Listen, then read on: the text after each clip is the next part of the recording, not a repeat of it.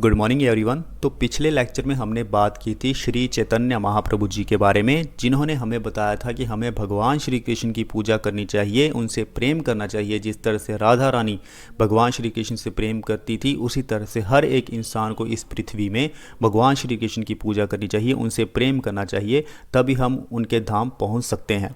लेकिन आज के लेक्चर में हम बात करेंगे तुलसीदास जी की। हम सभी अच्छी तरह से जानते हैं कि तुलसीदास जी 16वीं शताब्दी के एक महान कवि और महान संत हैं, जिन्होंने एक महान ग्रंथ की रचना की थी, जिस ग्रंथ का नाम हम सभी बहुत अच्छे से जानते हैं, रामचरितमानस। जिसमें उन्होंने बताया कि भगवान श्री राम ने सारी जिंदगी कैसे धर्म का पालन किया, लोगों की सेवा की, और भी बहुत सारी बातें उन्होंने की है, जो कि आज हम इस लेक्चर में जानेंगे। तो बने रहिएगा इस लेक्चर में, क्योंकि बहुत कुछ आज हमें सीखने को मिलेगा।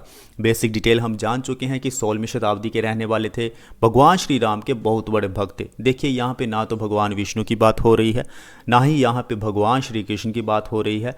यहाँ पे तुलसीदास जी सिर्फ और सिर्फ भगवान श्री राम को ही अल्टीमेट रियलिटी, सुप्रीम बीइंग या भगवान बोल सकते हैं आप, उनको पूरी तरह से मानते हैं, और उन्होंने किसी का नाम बीच में नहीं लिया है। तो वो भगवान श्री राम के ही बहुत बड़े भक्त थे। उन्होंने रामचरितमानस की रचना की थी। तो यहाँ पे बात होती है डिवोशन की, मोरल वैल्यूज़ की and importance of A personal relationship with God. भगवान के साथ हर एक इंसान का एक पर्सनल रिलेशनशिप होता है, लेकिन वो पर्सनल रिलेशनशिप कभी बन नहीं पाता है, क्योंकि हम सभी इस समय माया में फंसे हुए हैं, इल्यूजन में फंसे हुए हैं, भ्रम में। जो माया एक तरह से फेक है। कुछ संत कहते हैं कि माया जो है वो फेक नहीं है, वो एक मैनिफेस्टेशन है गॉड का, लेकिन कुछ कहते हैं कि वो फेक है, वो एग्जिस्ट ही नहीं करता। ठीक है, वो आपके ऊपर डिपेंड करता है। तो हम पर्सनल रिलेशनशिप भगवान के साथ तभी डेवलप कर पाएंगे जब हम पूरी तरह से उनकी भक्ति करेंगे, उनके बताए हुए मार्ग पे चलेंगे और कभी किसी का बुरा नहीं करेंगे। तभी हमें एहसास होगा कि हम कौन हैं, क्योंकि पृथ्वी में सबसे बड़ा काम ही यही है कि हमें रियलाइजेशन करना है कि एक्चुअली हम हैं क्या। हम आत्मा तो हैं, लेकिन कौन सी आत्मा है और कहाँ से आए हैं और हमारा पर्पस क्या है। लेकिन हम ये सब चीज़ें नहीं जान पाते हैं ड्यू टू मटेरियल वर्ल्ड, क्योंकि हम यहाँ पे भौतिकवाद जो संसार है उसमें फंस चुके हैं। तो यही पे बात करते हैं तुलसीदास जी कि हमें डिवोशन, लव करना चाहिए भगवान श्री राम से, जो डिवाइन होते हैं।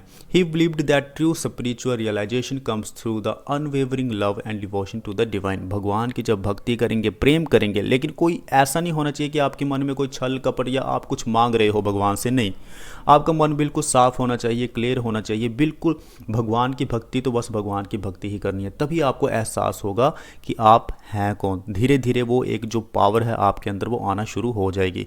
Tulsidas philosophy is centered around Lord Rama, whom he considered the ultimate reality and supreme being।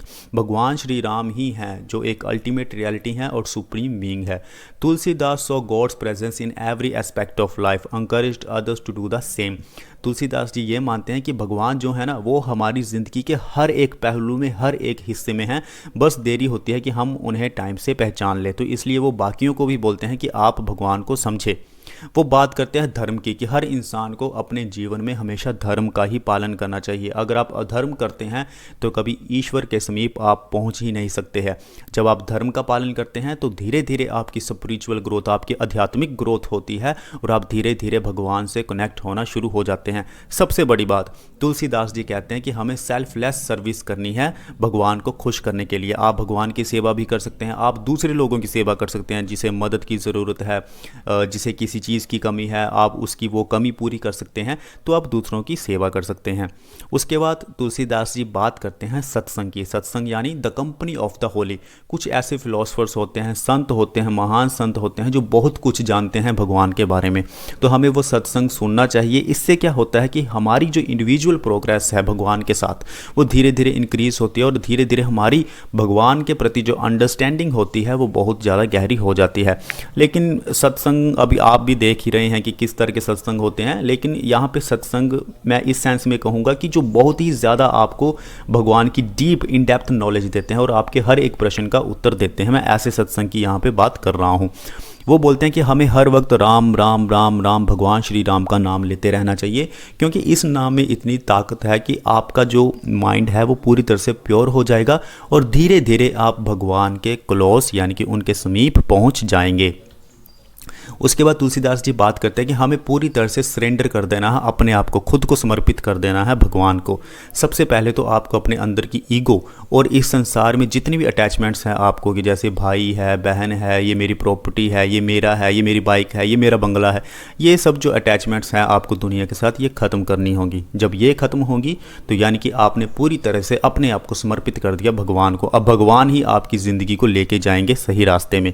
He believed that the path of devotion was open to everyone regardless of the social economic background.